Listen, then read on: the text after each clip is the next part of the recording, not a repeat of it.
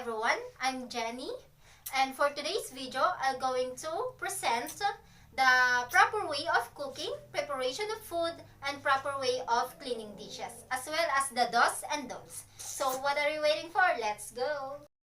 And before I start, don't forget to wear a PPE, the personal protective equipment that used to keep people safe from harm that may come in their way during work. We must have hairnet. If you don't have a chef hat, you use a hairnet instead. Hairnet keep hair from contacting exposed food. Next, mask to prevent the saliva from contaminating the food. Next, apron to protect you from getting spills and stain on your clothes. Next, jacket is used to protect you from the fluttering and boiling liquid and from the heat. Next, pants or trousers to protect legs from spills and splashes. Next, shoes to protect the feet if something had spills or something sharp drop. And lastly, hand gloves to protect food from the contamination when hands have burns, cuts, or infections. So here the do's and don'ts in kitchen while preparing food and the proper way of cooking. First, do remember to wash your hands. 2. Do stock your food carefully in the fridge. 3. Do use expiration dates as guidelines. 4. Do wipe up spills immediately. 5. Do treat your knives with respect. 6. Wear shoes. 7. Learn how to distinguish a fire. 8. Learn how to use knife. 9. Wear safe clothing. Do not wear long, baggy sleeves in the kitchen. 10. Prevent burns. 11. Always wash your hands. 12. Always stir and leave away from you. 13. Don't use the same chopping board for vegetables, fruits, and raw meat. 14. Don't wash poultry and raw meat. 15. Don't allow leftovers to cool down before placing them in the refrigerator. 16. Don't leave leftover within reach of pets. 17. Don't defrost foods on the counter. 18. Don't set a hot glass dish on a wet or closed surface. 19. Don't use metal utensils on non-stick Teflon pans. 20. Don't use the same cutting board for raw meats, fruits, and vegetables. So that's the do's and don'ts for preparation of food and proper way of cooking. So let's follow it. And now that we know the do's and don'ts, let's apply it. So today, I'm going to show you how to make a simple egg rolls with a round frying pan. For this recipe, here are the important recipes. Eggs contain vitamins and minerals that are necessary for the brain and the nervous system to function effectively. Carrots can help blood sugar levels under control. Spring onion are rich in vitamin C, vitamin B2, and thiamine. Garlic can benefit the heart, brain, and other organs. White onions contain antioxidants and compounds that fight inflammation. Next, clean the ingredients. Peel them with peelers. If no peelers, use knife instead.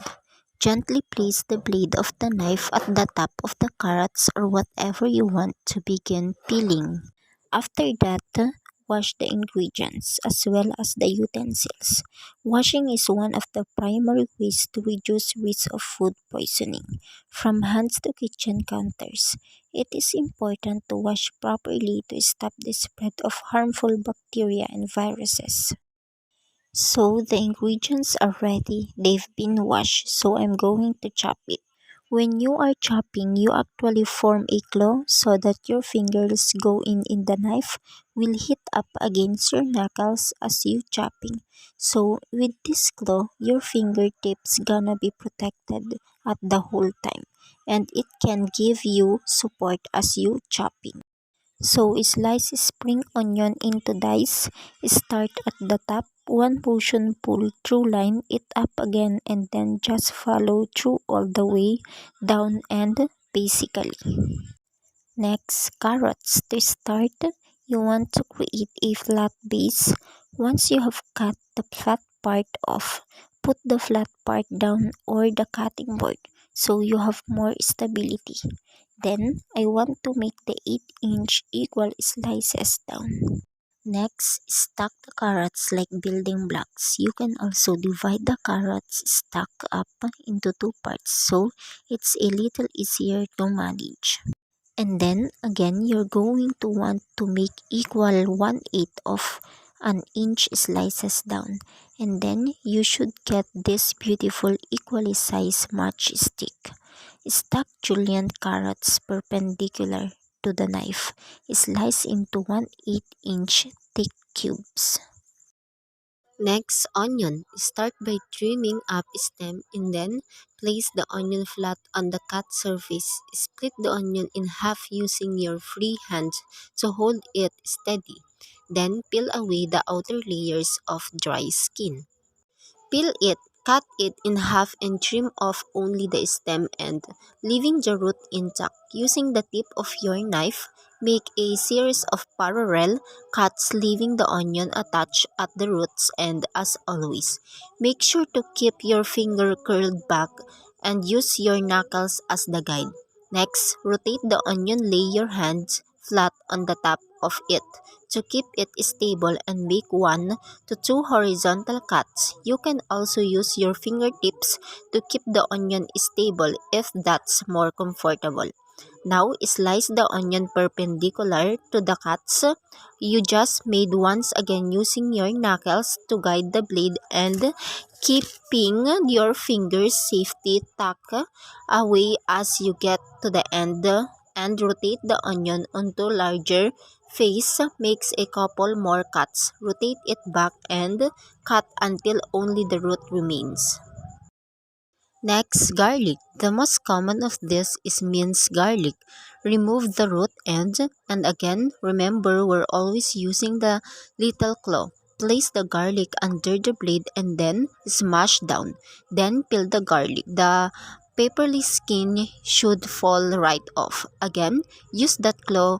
Use that same wave motion. Repeat this a ton of times. Use your finger on the other side of the blade to help stabilize you, and then gently scrape it off. With mincing, the finer mince, the more flavor your dish you're going to be, and it should really to tiny. Mincing is a really common cut. So now our ingredients is already prepared. So mix. We're in 3 eggs, carrots chop, onion chop, spring onion chop, garlic chop, salt, and fresh carrot pepper. So now the ingredients is prepared, so we mix well. First, crack the eggs into mixing bowl and add salt, whisk until combine it, and add in pepper and stir until combine it.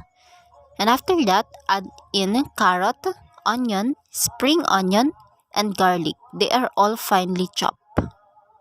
And stir until combined it. Now, ready to cook. Add oil in the frying pan and heat the frying pan. Then pour in 1/2 egg mixture and cook it over low heat until half done. Roll the omelette halfway up to the middle. And if there is not enough oil, add oil in the pan. Each you roll up. And add in 1/4 of egg mixture to the side of unrolled omelette.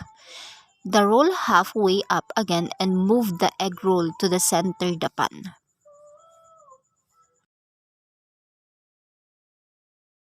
And finally, roll all the way up. Transfer to a cutting board. When an egg roll is hot, it's easily broken. So, let cool before cutting. Now, slice into bite-sized pieces.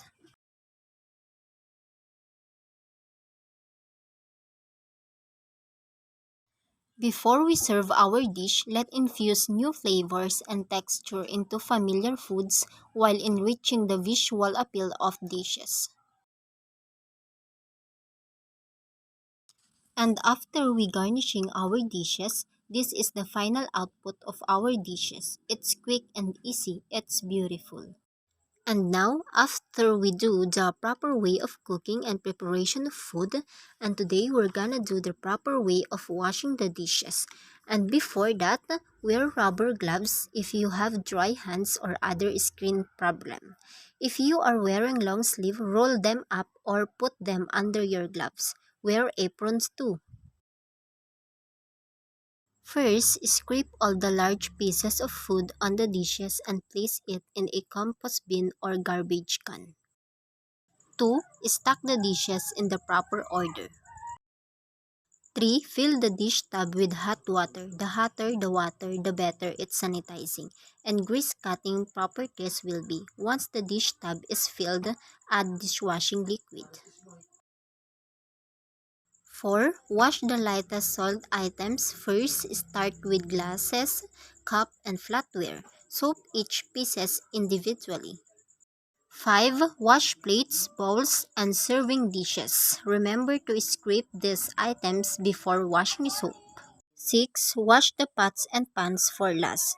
Since they are larger, that may generally contain more residue, let them soak first so it's easier to wash. 7. Fill the dish tub with hot water, rinse suds and residue with clean hot water thoroughly. 8. Lay your dishes out on a rack to air dry or wipe them clean with a towel. 9. Should be no visible matter and no greasy feel. 10. Rinse out brush sponge and allow drying.